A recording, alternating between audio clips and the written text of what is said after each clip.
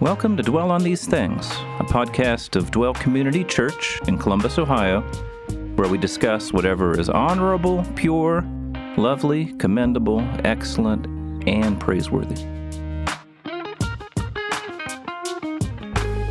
All right, welcome back. This is Paul back with you to talk this week about the Southeast Asia missions team. I've got with me two guests who would rather not be named, which I think is kind of cool to have friends that I can't name.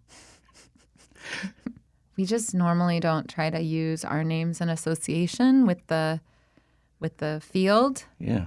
And in any kind of public or print setting. So. Yeah. What's at stake there? Well, we mostly try to kind of stay under the radar when it comes to any kind of public or, printed material, because we do work with a team of national partners in the country that we serve in. And for them, they are in a country where it is illegal to, quote, Christianize. And so, I mean, I don't think they would describe what they're doing as Christianization, but it could be taken that way. And no, I mean, it has real legal ramifications for them and their families. And so we don't usually use code names with each other, or about ourselves, but when you're hanging out with each other. Yeah, well, I mean, that's correct. We do typically tend to use each other's first names. Like most normal people do like with their spouse. But when we communicate in public forums or with our email updates about our national partners, we do use code names for them. So we pick kind of generic American names to use for them. And it's always a little confusing when we're actually in person talking with people here. Asking and about... they're like, how's Ronnie doing? Susan? And it's like, who? And then you're like, oh, right. Roddy. Yeah. Right. Okay. I gotcha. So just being extra careful. Yeah. Huh. That's cool. There's always a small segment of the population there that is just looking for a reason to kind of be inflamed and to kind of stir things up, stir the pot, so to speak. And so we just don't want to give them the opportunity to make accusations. It just turns into a distraction from the work that they're trying to do. It'll be hard not to use your names because you guys are old friends. Yeah. You know, it is really fantastic to get to come back and see so many friends that just continue to follow the Lord. People that we knew when we were all 18, 19 years old, and now fast forward 20 years, and there's still a big contingent of people that still just love Jesus and are still just committed to following him wherever they are, whether it's overseas, whether it's here in town, whether it's across the U.S. It's just, it really encourages us to see people that are just continuing to follow after God. God doing his thing still. Yeah. How long ago did you guys leave? 11 years ago. Wow. Has it been that long? Yeah. We left in June of 2012. There was no gray in my beard when we left, and now gray all over. So they got dye for that. You know, it's called touch of gray or something like that. You could do that. I was wondering if this, you visit, I've seen you every couple of years or so.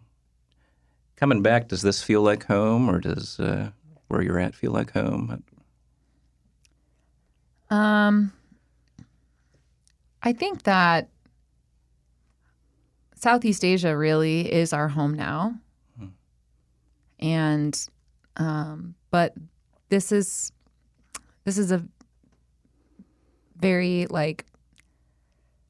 familiar place to us as well. And I mean, that's a difficult question really for any person that's living cross-culturally to answer. And it's, I don't know, what would you say, husband?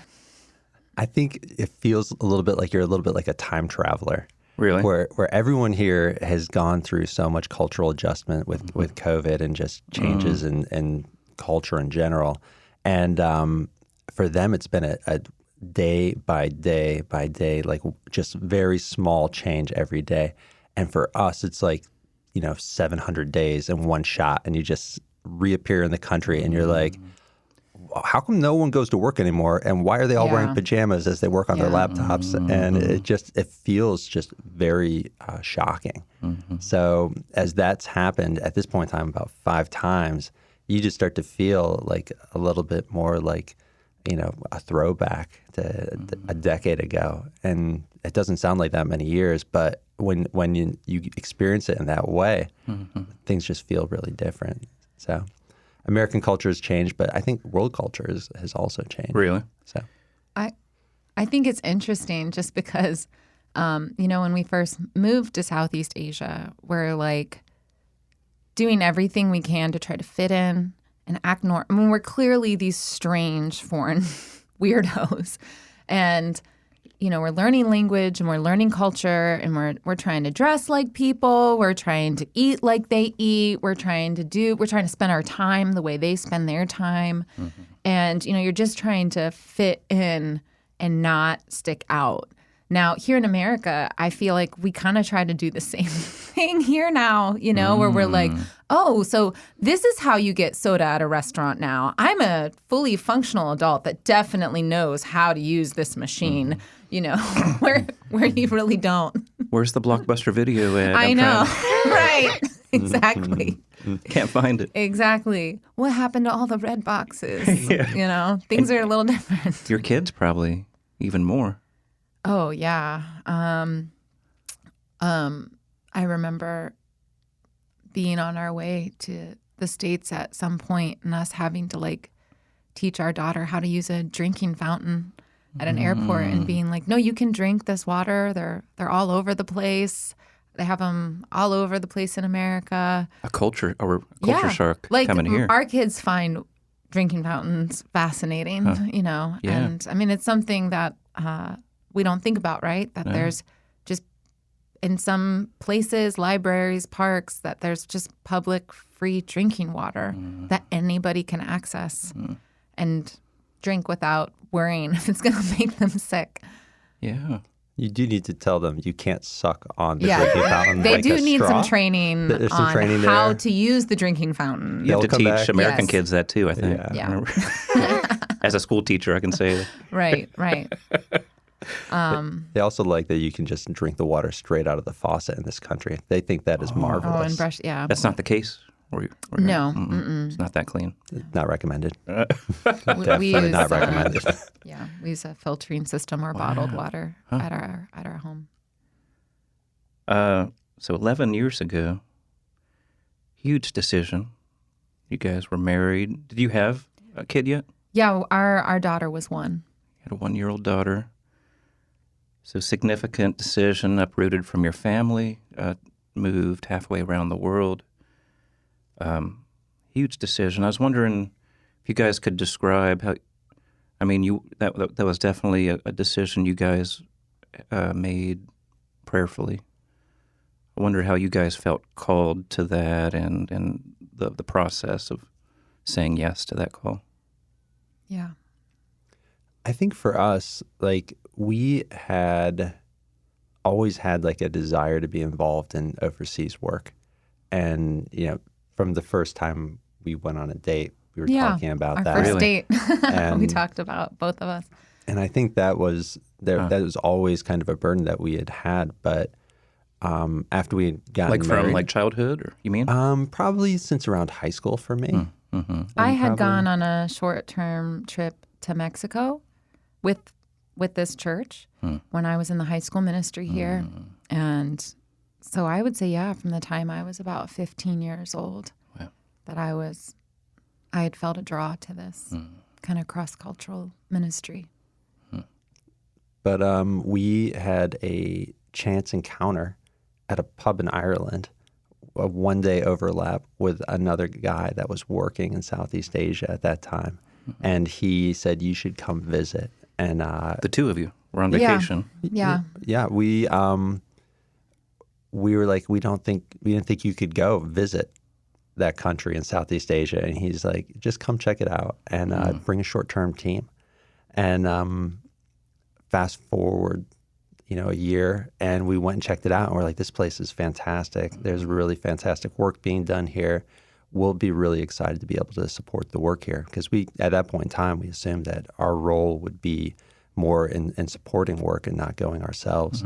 But slowly over the course of a year or two, as we thought about it and prayed about it and talked about it, the idea seemed more and more tenable that maybe we could be people that go. And there were other people that God brought into our and brought into our life that were able to kind of encourage us and help explore that and talk this through and pray about it and try to think if it was a good fit for us. And I think ultimately we know that God has a heart for the nations, and that we wanted to participate in what He's doing there. And we prayed about it a ton and talked about it with a lot of friends. And it's a slow process to go onto the field. It does take a long time, but that's actually really fantastic preparation for the work that you're going to be doing. Lots of time spent in prayer. The timeline doesn't move according to your desire. It moves according to God's desire. And you have to be patient, prayerful, and persistent. And God opened the doors for us to be able to go. And once we got the green light to go, it was pretty quick. Yeah, I think from the time that I personally felt what might be described as a call, like when I was 15 years old, to the time that we actually went, that was 15 years. And I think, even as a teenager, it was a burden, a desire, a passion for this, but I didn't really know how it would actualize in my life, or what that meant, like what was God's exact plan. And when we were dating, we talked about it. As a young married couple, we talked about it. And I'm sure, like a lot of 20-year-old, 21-year-olds, you're looking at the rest of your life and you're thinking, okay, God, what are you going to do with this one life that I have? What do you want to do with this? From the time I first felt a call when I was 15 to the time that we actually moved to Southeast Asia, it was 15 years. And when my husband and I here were a young married couple, we wondered a lot and thought a lot, what is this going to look like? What is this? What do we do? And maybe even felt like, I don't know, maybe like agitated and like anxious about that, right? And I do think what was really instrumental in it was just getting to a place of just feeling peace, that like my job is to have a responsive heart to the Spirit and learning to trust that God is going to lead me. He is going to reveal His will and His plan. And it actually came like the church put out a call for people to actually join this field in 2009. And so we had been married maybe 5 years at that point. And we're like, oh, that's like, we love Southeast Asia. We would love to be a part of that. We would love to move there. But we looked at the responsibilities that we had here at that time. We were very involved in ministry. I was on staff here, and we loved what we were doing here. And so it was kind of confusing to think about, how do we get from where we are right now to there? And is that what God wants? And it was really cool to kind of find that balance of like, how do I be proactive about the burdens that the Spirit is laying on my heart, and at the same time wait on God to lead us, wait for Him to be the one to open the doors. And so there's this kind of almost like complementary relationship, I think, that can happen when we are being responsive to what God is calling us to do. Like, go have these conversations, be honest with people about what you're thinking, what you're praying about, what God's showing you, but then listen and slow down and go through this process because this is a huge life change, Yeah. obviously. Well, this is good because you're speaking to. I'm sure there's listeners that maybe they have a burden similar to this, or for another ministry that are trying to decide, is this from God or not, and not sure what to do with it. Or there may be people that feel like they don't have a calling like this. Yeah. They haven't. You're talking about a sense that God gave you both that was even agitating a desire for this. John, you were talking about looking into this. You took a trip over there. But like you were saying, it was also other people Yeah. calling, suggesting this. A need was broadcast through the church for this. Going to other people for advice. What do you think about us? Absolutely. Like a triangulation of God and you guys initiating and other people validating. Yeah, there was triangulation is a good word, right? Or corroboration of all these things kind of coming together that I think really convinced us that God wanted us to at least start the conversation here and, go to the missions department and say, we are interested in this and we want to talk with people about what would that look like for us to hand over some of our responsibilities here and what would that transition look like. And yeah. It's cool. And so all that happened, and you guys said yes, and you packed up your 1-year-old and said goodbye to your family and friends, and you went halfway around the world to a country that the language has very little connection to English, and different culture, different values, enough hostility that you can't put your names on a podcast. Pretty extreme call. Wonder, and you guys said yes to that. I'm wondering what you feel like the costs of saying yes, we're here. What are the costs you guys have paid, but also has there been any gains from saying yes to that? I think there definitely have been costs. The gains have been far exceeding any of the costs that we've paid. But Really? there definitely is a cost that gets paid in terms of like there's like a kind of an unmooring of your identity, and you don't realize how much you derive who you are, your identity, your social status. You get that from so many things in your life. And when you're away from family and you're away from the friends that have known you and you're away from the comforts of a culture that's really familiar in a place that geographically is really familiar, and then suddenly you're like, who am I? And why do these things bother me so much that I never even thought about in the States? And why am I reacting this way? And part of it's kind of that process of excavating your heart.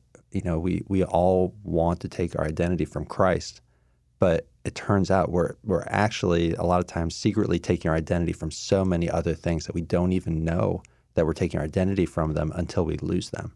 So that could be salary, prestige at work, the respect that we get, how we're treated by strangers, what kind of house we live in, or car we drive, or ministry success, or how much fruit we have, and the reputation that we've garnered from years of service. And then all of a sudden you're like, you are the village idiot, and you can't function at the level of a 4-year-old. And you're like, I'm a college-educated man, and no one knows, no one cares. They just know that you are absolutely incompetent, and it's kind of humiliating.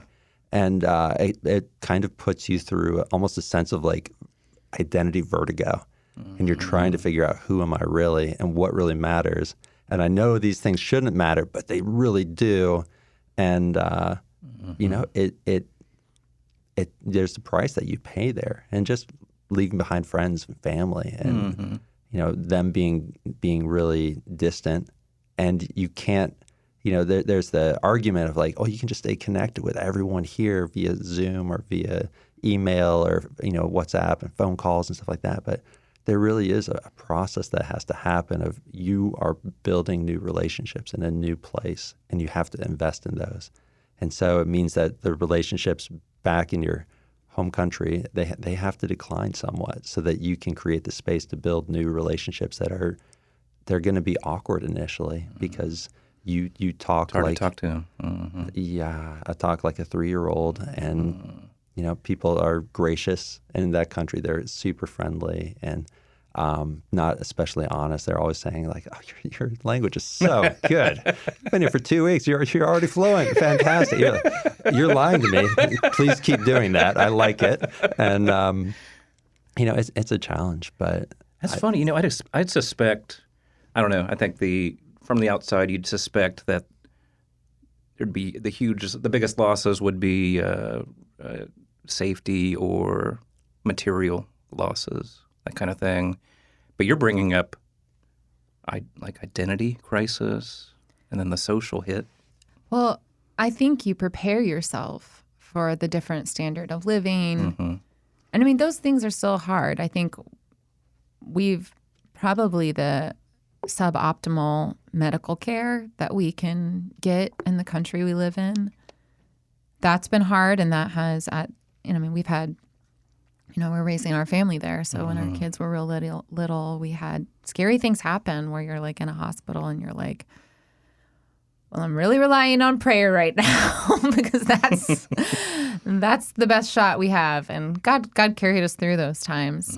So there is that is there, but you mentally prepare yourself for that. And I think the stuff that my husband here is talking about, it's hard to wrap your mind around that until you're in it. Not that it's an experience that's only that identity struggle obviously isn't unique to living cross-culturally, but I do think that living cross-culturally brings it out in a pretty intense and unique way. And I think that is the struggle, right? It's like we talk about it, like you go through all that and all that hard stuff, and then you asked about the benefits as well. And I mean, there's a lot to say, but you end up bonding to this other culture and this other country and these other people and this way of life and way of viewing the world even. And you kind of fall in love with that. But especially for us who were born and mostly raised in the United States, you kind of always have a divided heart between two places on earth. And so, no matter what happens to us, however long we stay in Southeast Asia, if we come back to the States one day, we will always miss one place and love the place that we're in. Mm-hmm. That's how we feel now when we're here in America. That's how we feel when we're there in Southeast Asia. We're always missing something. And there's something wonderful that's part of. Yeah, there's a part of us that's always somewhere else, right? And I actually think that is I think it's an experience that kind of reflects what it's like to be a citizen in heaven living on this earth. Mm-hmm. We're always strangers. Right? We're always strangers. Mm-hmm. And we're never quite fully home. Mm-hmm. So that's why that first question about is that home for you now? Yeah. You're like, I don't know. I don't know what home is. Heaven. Heaven is home. So I think that's both one of the biggest struggles and it's one of the biggest blessings of being there and being like, this is a people group that reflects the image of God and that get, there's a warmth to that culture. There's a elevation and a value that's put around relationships and family and kindness and being hospitable. And, that is different than what we have here in America. And I'm really grateful. A relational blessing. A relational blessing, definitely. I think, I'm someone that is super functional and task-oriented. And that is rewarded in American culture. We celebrate that. And there's good things about that. But having lived in Southeast Asia, I really think God has shown me through their culture just the value in slowing down, valuing the person that you're interacting with, and being willing to be interrupted for people, like kind of what we see with Jesus doing all the time in the Gospels. Patience. Yeah. Mm-hmm. Is your wife grown in patience? Absolutely. Don't answer that. I plead the fifth. No, I think it's been non-optional to grow in patience, right? So that's, right. The Lord is like, I've got a great training regime set up for you guys. We're going to take you over Just here. being parents in general, right? Yeah. Worldwide? Yeah. That's cool. So blessed by the people. Do you feel like your kids have been, like it's a benefit to them to be where they're at?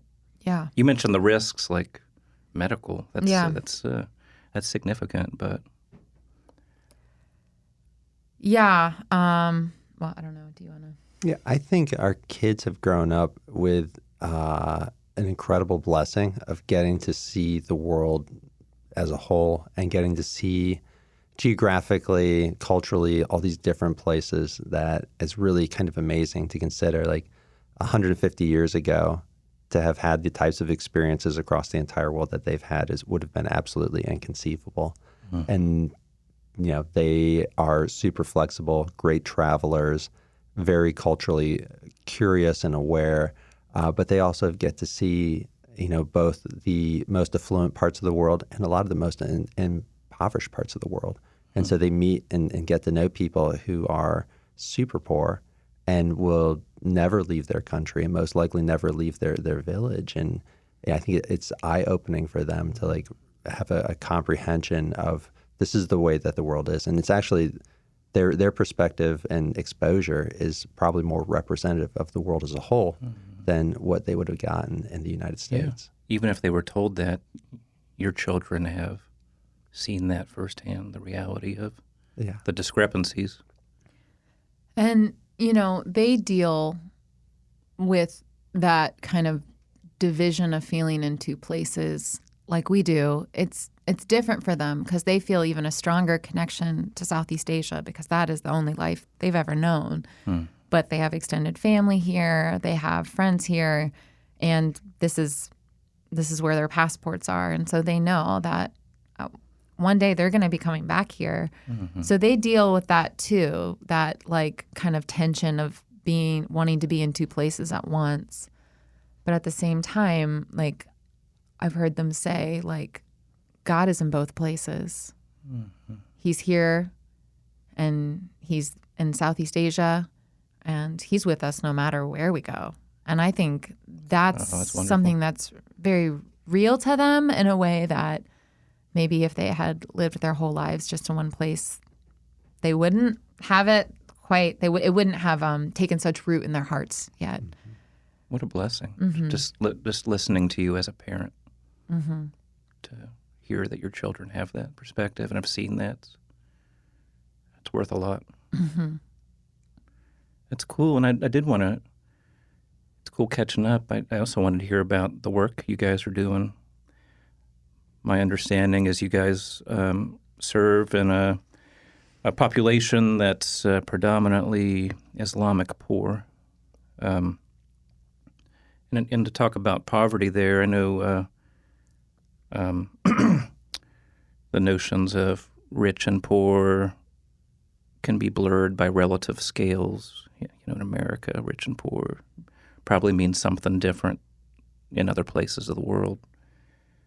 Could you guys give our listeners maybe a more concrete description of the poverty that you guys are serving?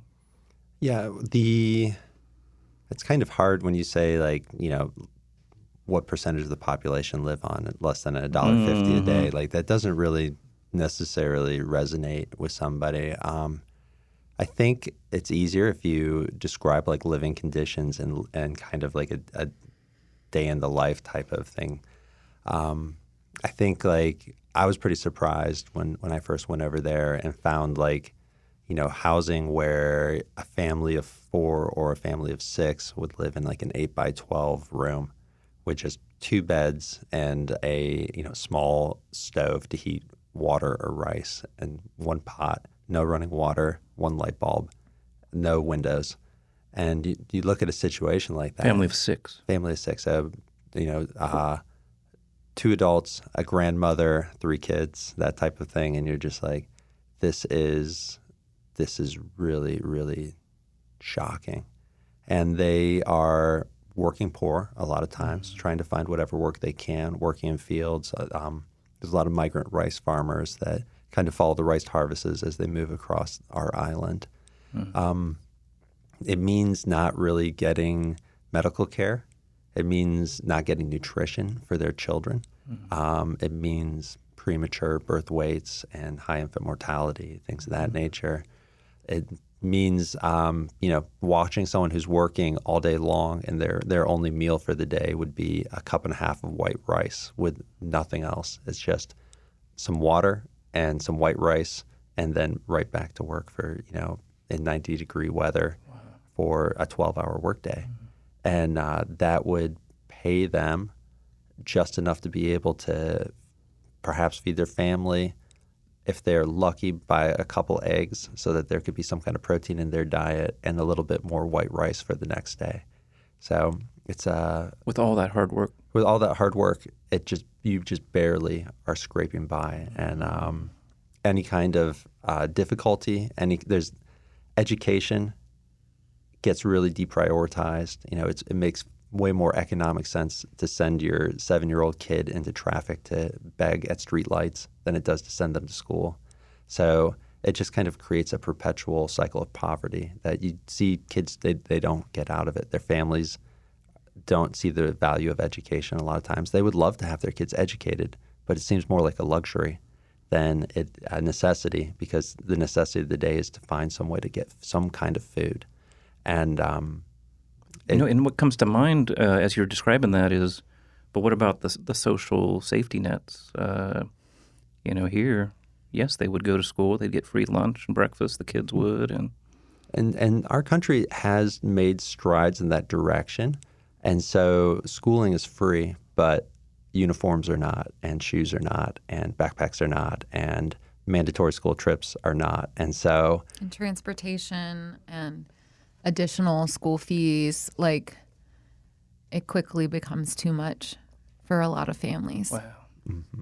And when you have parents that, a lot of single parents or even 2-parent homes that are working under the conditions that John was just describing, these are people that they want the best for their children. They want them to succeed, but they're extremely overwhelmed. And filling out any kind of paperwork or it can just feel unsurmountable to them at times. And so filling out online forms for the working poor who don't have indoor plumbing, let me just whip out my laptop here and turn on the Wi-Fi and we'll just fill this all out for you. That it's not realistic. And so people get kind of trapped in poverty. And if there's not somebody that is able to come alongside them and kind of give them a hand to help them move forward, they just get trapped.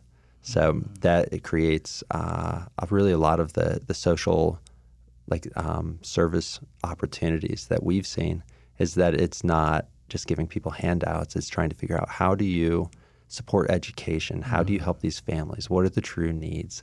The only way that you can find out what the true needs of an individual family is for you to spend the time to actually get to know them and talk with them and find out where are the barriers, where are the problems, where are the health issues, where are the family dynamics that you can speak to, finding out why a kid maybe drops out of school or how long a kid has been out of school and do they want to go back, or would they rather just find a job working in a factory? And for some kids, their families would love for them to go to school. They would love to be in school. They just don't have the means to be able to do that. And so when that situation occurred back in 97, 98, there was an economic crisis in our country and really Southeast Asia as a whole. But a number of families from this sending fellowship, like they said, we should do something. We can do something, and we would like to do something. And so they started a student sponsorship program. And then they also started the Humanitarian Aid Fund, which became the Global Partners Fund. And there has been just a ton of generosity that has allowed us to run these programs. Yeah, what specifically? What are you guys doing? So we do a lot of kind of like subsidies for people who are education programs. I think one of the things that we do is that we provide a partial support for kids to go to school. So that is really helpful. It may be really like 50 cents or 75 cents a day just to pay for a scooter ride for a kid to be able to go 3 miles to school. That can be the difference between being able to get a kid an education or them just dropping out of school completely. So it could All be these extra things like the trips, the uniforms, Yeah, so people have continued to provide funds for that, and then we have national partners that we work with they're the ones that are working directly with the families. They're working with the schools. They're working with the parents. They're working with the student.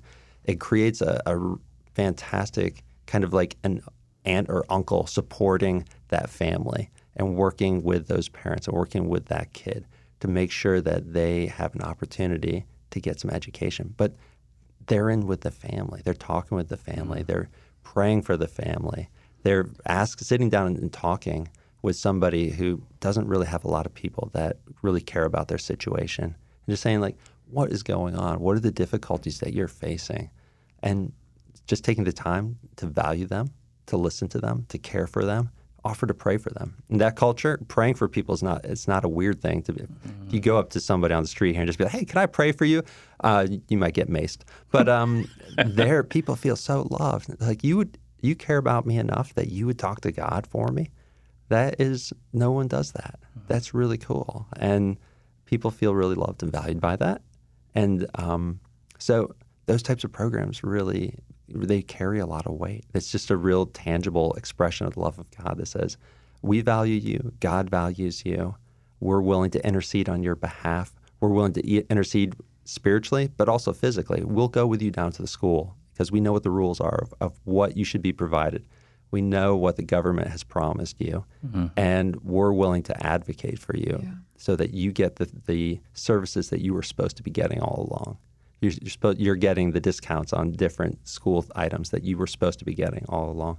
So having people that are willing to kind of come alongside and say, I'm going to be your champion, I'm going to help your family, that is really, it's a game changer for so many of these families who feel inferior, who feel like they shouldn't be inconveniencing anyone else. This is their lot in life. And so they just need to kind of accept what they have.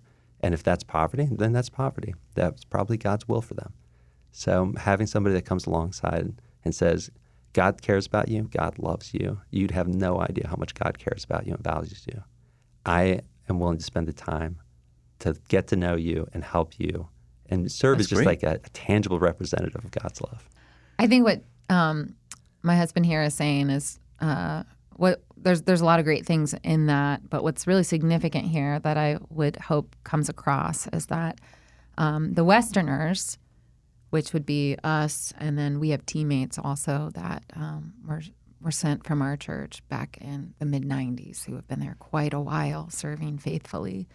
And we are all playing a role in the background, and that the real stars of this whole ordeal is our national partners. And so this is locals that are running these social programs. And they are the ones that are on the ground, meeting with these families, understanding their needs. I think one kind of crucial part of our philosophy of social development and community development here is that we're partnering with communities, and they're not just showing up and saying, hey, here's a service we offer, but it's building relationships and saying, what are the social programs that this community needs? Now, like he was just saying, overwhelmingly, it's education, it's support and education. Yeah. And then because there's a relationship with the family, a relationship with the community, you can address those needs on a more individualized basis, right? So this family maybe only needs partial support, right? Because we know the family, we know the community, but maybe there's another family over here where they really cannot afford to send their kids at all. And so they need that extra support. Or maybe this community needs a feeding program for their infants and toddlers, and they need vitamins for them, and they need to be making sure they're making use of government programs to make sure they're getting their kids weighed, to make sure that they're developing correctly.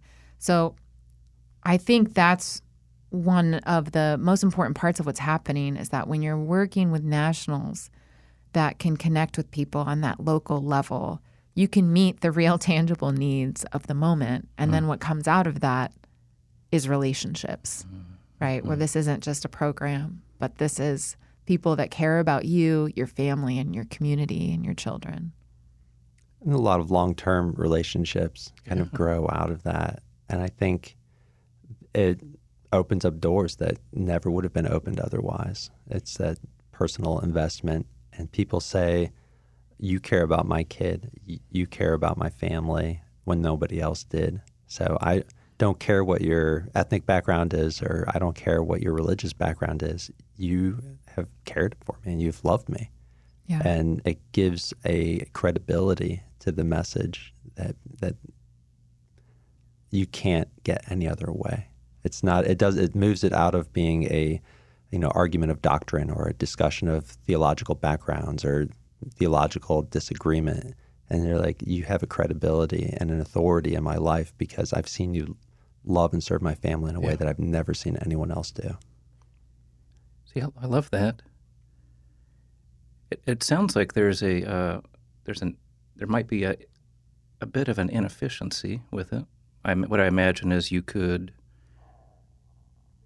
probably serve more children without providing each one an advocate financially, because I imagine the money's going to pay these national partners, but these are all believers.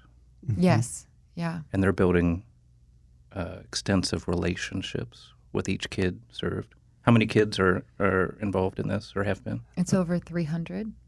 Yeah. Is that right? No. No. How many? It's over 600. It's over 600. 600 kids? Or 600. Mm-hmm. So well, 600 is over 300, to be fair. Yeah, that's true. That's true. Did she stutter? She did. She is technically correct. I would like the record to show. Even 600. But it's providing these relationships and these partners that are in there with the families. Are these believers mainly, or?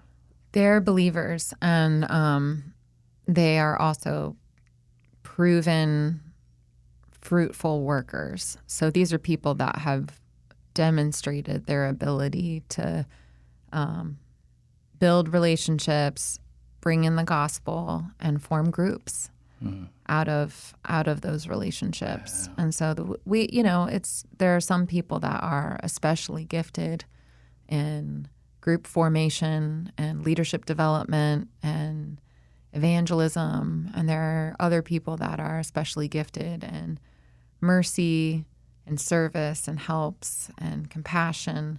And it's really amazing and humbling to see how God has put these national leaders and workers in positions to further the kingdom and further the gospel while serving the poor.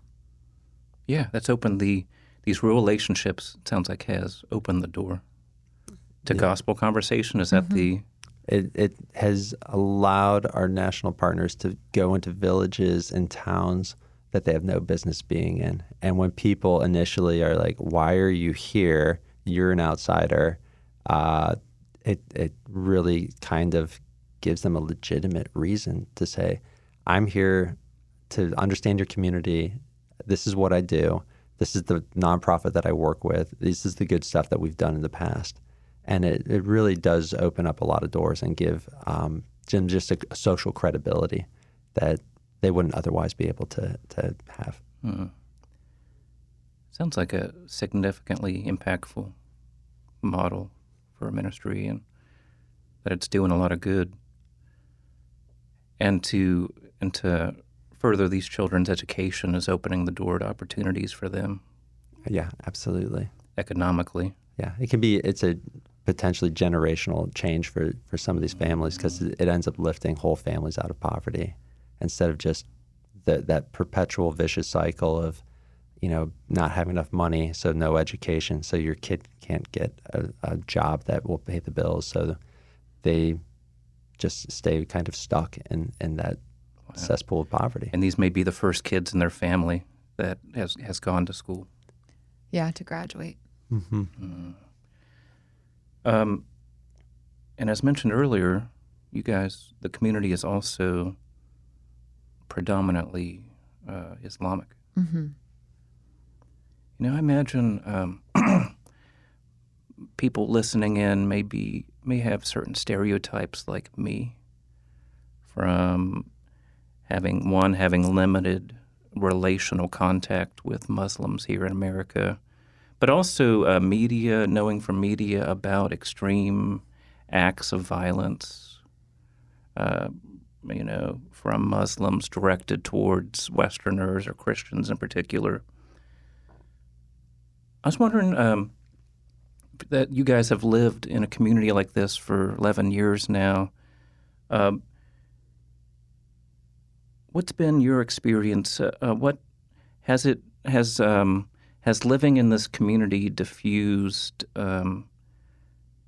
stereotypes that you guys had about Islamic communities? Has it diffused stereotypes?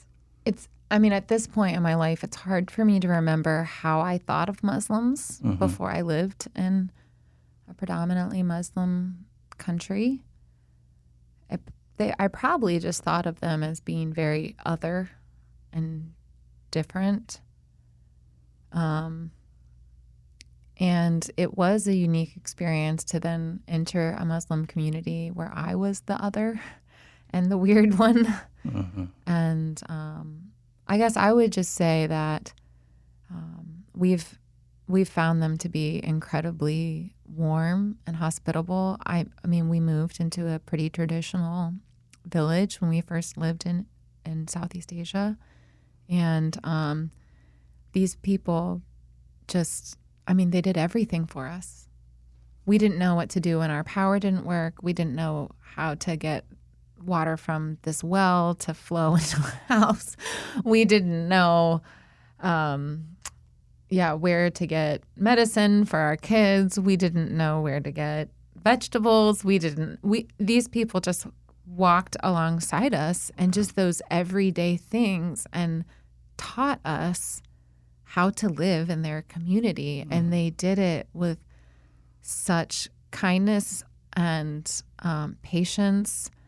And meanwhile, we're learning language, right? And so every day we go to these language classes in the morning, and then we're just walking around in the afternoon using the little language we have, just rehearsing these scripts with people. Just, what is your name? Hi, my name is. How many children do you have? And people are just inviting you into their home. I remember people that I didn't know at all saying, come have tea with me, have a cookie, have some bread, have a snack, just, it's humbling.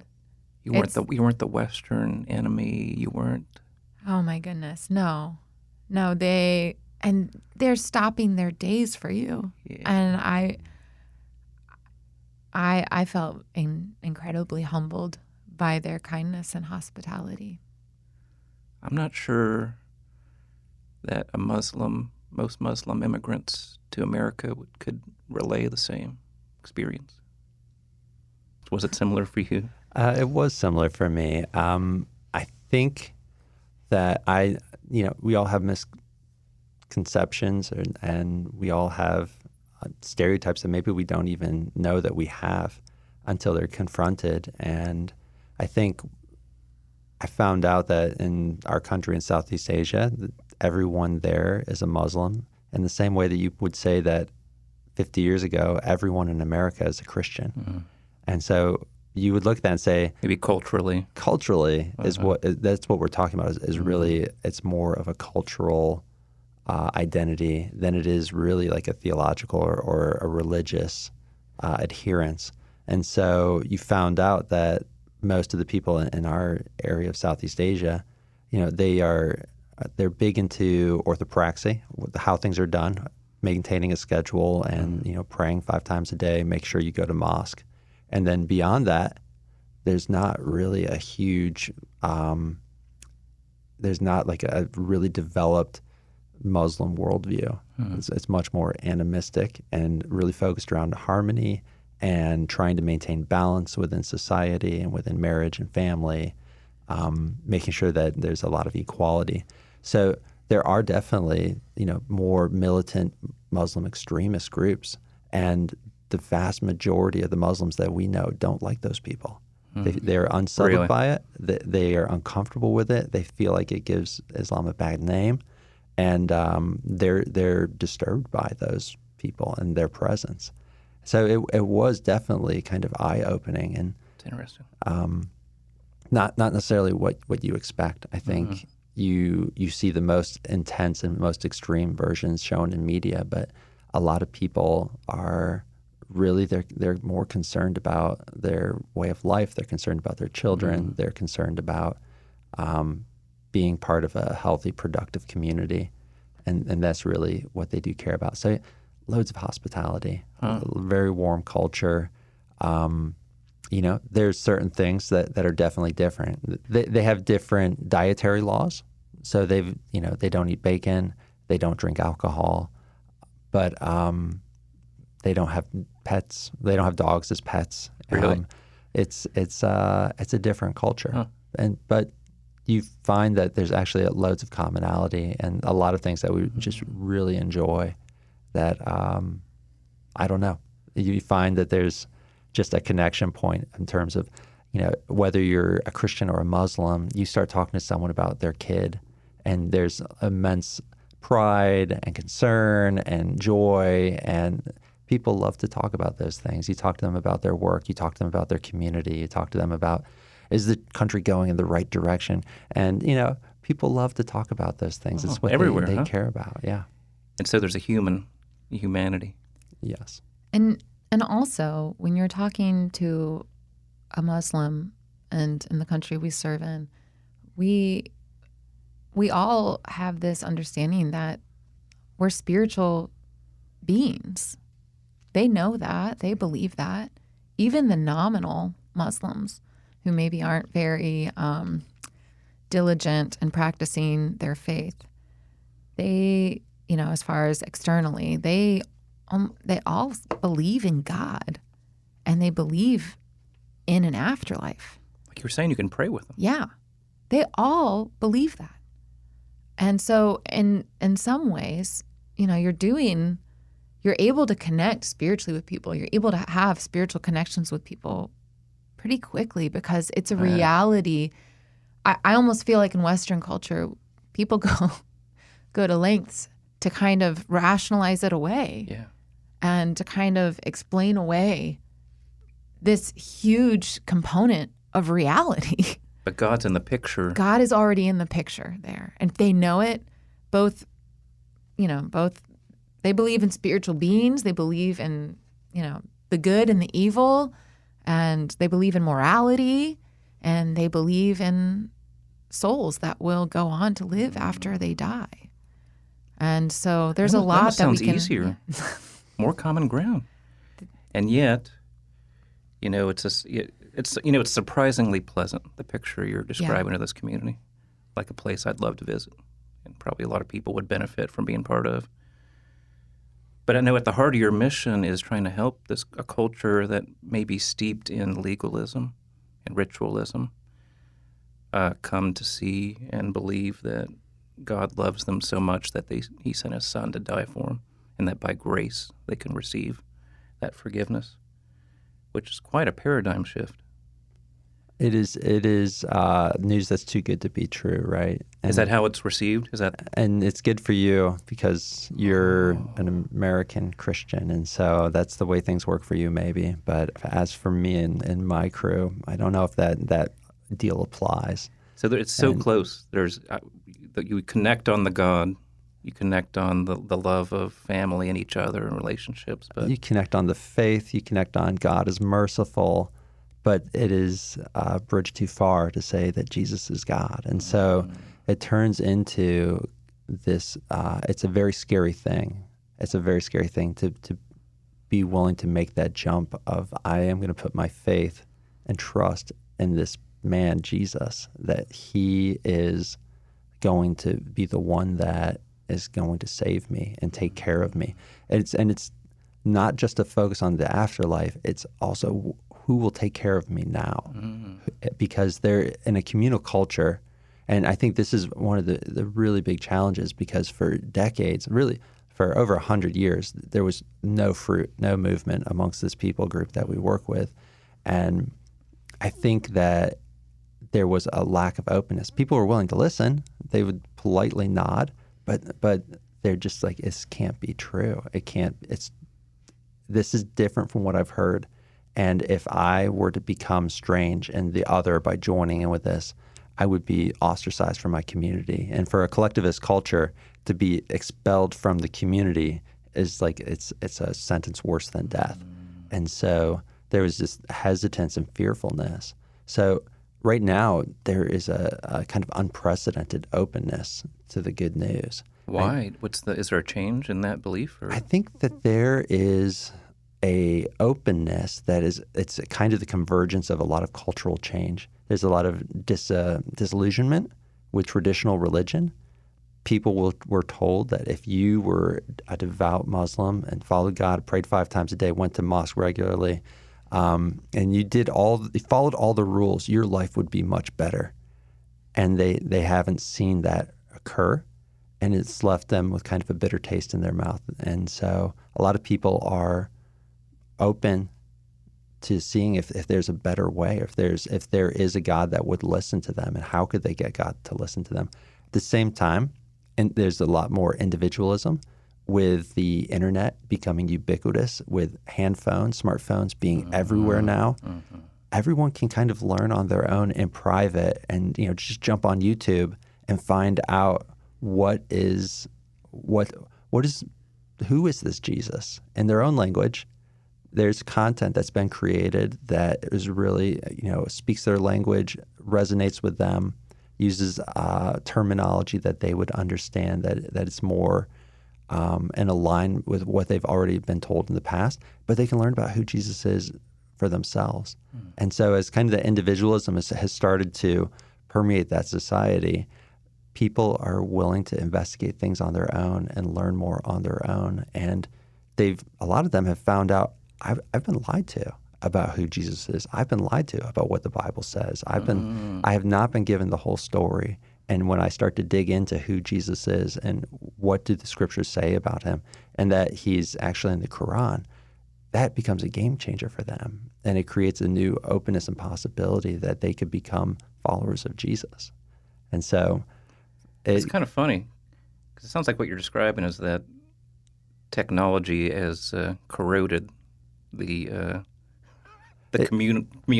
It definitely has system. Destabilized some of the. I mean, it used to be that you could control your kids; they would not leave the house. They would never. If you had a son, he would never talk to a girl. First time he did, you get them married right off the bat.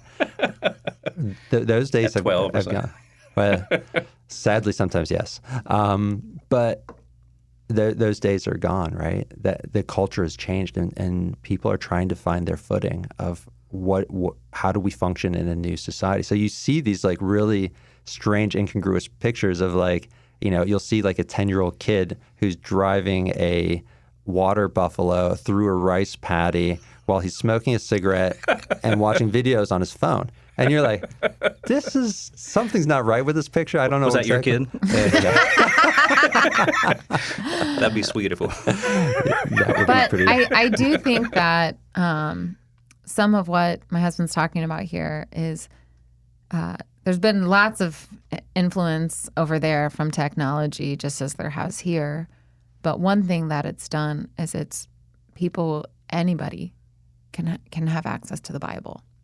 So before, where someone might be a little nervous about having a physical Bible in their home, they can now access scripture, even that has secretly, privately. Yeah, just privately on their phone or just with their family alone if they're reading it together, which is what a lot of them do, is they sit down and read it with their kids. Yeah. And that they can access a contextual translation of the Bible. And I think that has been a big game changer in our country. But I also think there's something to be said about the years of people before preparing the soil and prayer, and that over time has brought these people to a place of responsiveness that wasn't there before. Mm-hmm. So, I think God has brought together a lot of things, both culturally and spiritually, to a place where there's an openness that they didn't see on this field in the past. Mm-hmm. Well, and it seems like them before you and you guys are continuing a work that's highly relational. Mm. That's meeting real needs. That's bringing real love of God to people with no strings attached. And in that context, sharing something that maybe they wouldn't have considered before. Yeah. I mean, that's powerful. It seems like a great thing to be part of. And I praise God that He sent you guys to do that work. And I'm so glad that love of Christ is being shared in that way. Paul, if I could jump in, I really do think one of the distinctives of the work that we're doing over there is that there are so many people that have prayed for years here. Mm-hmm. It is people have been praying for nearly 40 years for this field. There are groups of people that are getting together every month to pray, other groups of people that are getting together every week to pray, individuals that are praying on a daily basis for the work and for the workers over there. That is absolutely unheard of, to have a group of people who are so motivated and compassionate for people that they've never met, that they've only seen pictures of, that they're not going to meet this side of heaven. But they continue to sacrifice their time, energy, and effort and really just intercede on our behalf, on the national partners' behalf, on the field's behalf. And God has listened to those prayers, and He's responded in ways that are above and beyond anything we could have hoped for. So we're just immensely thankful for the support that we've gotten. And I think we're super grateful that God brought our family there, and humbled that we get to play any part in this at all, however small it is, what we're actually doing. Mm-hmm. But yeah, just for people listening, there's probably people that have been praying for this place for a long time, but anybody can start praying for it. And seems like the time. Yeah, we would love for more people to get involved with the Southeast Asia advocacy team. They do a lot to come to the Southeast Asia monthly prayer meeting, and of course to support the Southeast Asia Global Partners Fund, where people here living in Columbus, Ohio can be real partners with what's happening there. That, I hear this and I'm like, this is amazing. And I feel so blessed to be a part of it. And I just hope everyone knows they can be a part of it too. Yeah. And they can partner through one-time giving or even monthly support to the Southeast Asia Global Partners Fund. Just wanted to put my plug in there. No, that's right. Well, as my ask is, was something exciting that after years of hard work is now showing and producing real fruit. Does seem like the time to get involved if you're not. Yeah. And so you're saying this advocacy team and the fund. Yeah, we have the fund, the Southeast Asia Global Partners Fund. There's a Southeast Asia advocacy team, and there's a Southeast Asia monthly prayer meeting. And the Southeast Asia student sponsorship. Yeah. So Oh, really? Mm-hmm. So there's 4 different ways that you could like participate. if you really and just support. wanted to give specifically to sponsor Kids for School, you can do that too on the Oh, Dwell really? Giving website. It's Cool. there. So if anybody is thinking, well, how do I do that? How do I get involved? Mm-hmm. They can contact the missions division here, and they can connect you with the Southeast Asia advocacy team that can plug you into all of these things. Cool. And probably, I'm guessing there's links on the Dwell website. Yeah. Mm-hmm. dwellcc.org. Yep. The newly revised giving page. Yeah. Yeah. You can do it there. You can do it on Give. You can just kind of scroll down and see the Southeast Asia Global Partners Fund and the Student Sponsorship Program.